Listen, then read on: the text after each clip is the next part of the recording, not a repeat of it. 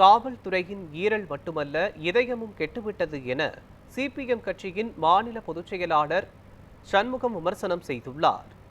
சிவகங்கை மாவட்டம் திருப்புவனத்தில் அஜித்குமார் என்ற இளைஞர் போலீசாரால் அடித்து கொல்லப்பட்ட சம்பவத்தை கண்டித்து சிபிஎம் கட்சி சார்பில் மாநில செயலாளர் சண்முகம் தலைமையில் கண்டன ஆர்ப்பாட்டம் நடைபெற்றது.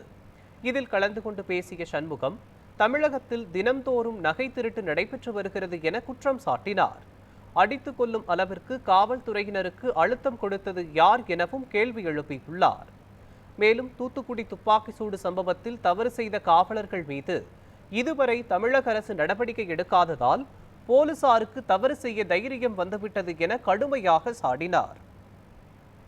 துப்பாக்கி சுட்டுக் கொண்டவங்களே ஒண்ணும் பண்ணல, அதனால நம்மளும் சேர்ந்து நம்ம அடிச்சாலும் நம்மளையும் ஒண்ணும் பண்ண போறதில்லை. தமிழ்நாடு அரசாங்கம் என்கிற தைரியத்தை காவல்துறையினர் பெற்றிருக்கிறார்கள். வேணும்னா இல்லைன்னு மறுங்க.